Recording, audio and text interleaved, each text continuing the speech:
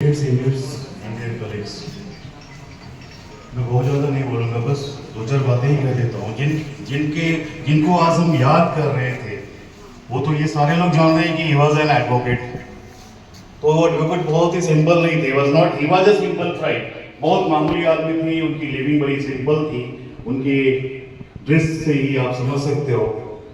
लेकिन उनके पास जो था वो अगर आपके पास भी आए ना तो लोग आपको भी एडमायर करेंगे। ज्ञान, और ज्ञान सिर्फ होता है पढ़ने से या इस प्रोफेशन में सीनियर्स को फॉलो करने। विदाउट सीनियर इस प्रोफेशन में तो रेज कर ही नहीं सकते हो, आप नहीं कर सकते हो, कभी भी नहीं कर सकते हो। सीनियर को फॉलो करो और अपनी नॉलेज को डेली एवरीडे पढ़ने का टाइम रखो। एक बार में तो कुछ भी समझ में नहीं आता, लेकिन मैं एक बात बता दे रहा हूँ, कोई भी चीज एक बार पढ़ते हो, एक छोटी सी FIR, 4 लाइन की FIR में आजीवन कारावास हो जाता है। उसमें भी जगह निकलता है, तभी तो लॉयर सफल होते हैं और एक्विटल भी होता है। एक बार पढ़ोगे नहीं समझ में आएगा, 2 बार पढ़ो, पढ़ के अपनी नॉलेज को स्ट्रेंथन करो, उसको कंपेयर करो बुक्स से। बहुत सारी जजमेंट होती है आजकल, जो बताए अमस्टर सर अभी, कि फट से मारोगे आप वो पर्टिकुलर पॉइंट, आपको जजमेंट दिखेगा। लेकिन जब हमने वकालत चालू की थी तो खोजना पड़ता था, इंडेक्स आता था, इंडेक्स में खोजते थे, उससे बुक निकालते थे, पढ़ते थे, सीनियर से असिस्टेंस लेते थे, उसकी कॉपी कराते थे, लिस्ट ऑफ डॉक्यूमेंट बना के फाइल करते थे।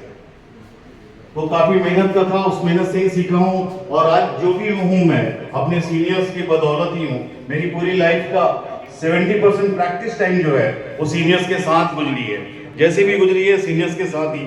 और उन्होंने इतना ब्लेसिंग दिया है, उसका मैं उदाहरण, अम्बस्टर सर के पड़ोसी हुआ करते थे सरदार सुरेंद्र सिंह जी, जमशेदपुर के बहुत बड़े रिनाइंड लॉयर थे, अच्छे प्रोसिक्यूटर भी थे, उनका नाम का कोई जोर नहीं है, उनसे कुछ भी नहीं था, बस उठना बैठना था कि ये हमारे सीनियर के वो फ्रेंड थे, उठना बैठना था, हाउ आर यू, कैसे राजेश, कैसे, बस ये सब।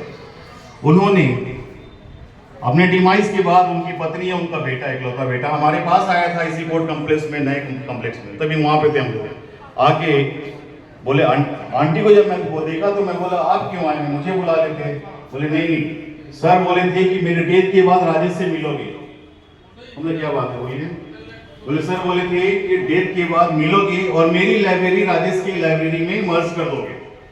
तो कब आएगा ये, सौरदीप उनके बेटे का नाम है, कब आएगा लेके लाइब्रेरी।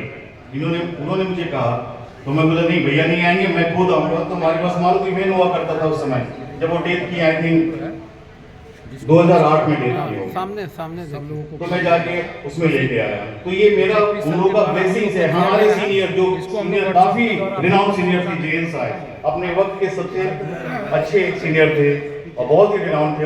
उनका नाम अभी भी पूरा बार सीनियर्स लोग से पूछोगे हुई जेएन साहब, बताएंगे वो कौन है, क्या थे। उनकी लाइब्रेरी भी हमें मिली उनकी ब्लेसिंग से। क्यों मिला? क्योंकि मैंने उनके साथ इतना समय दिया और जो एक बेटे की तरह उनके साथ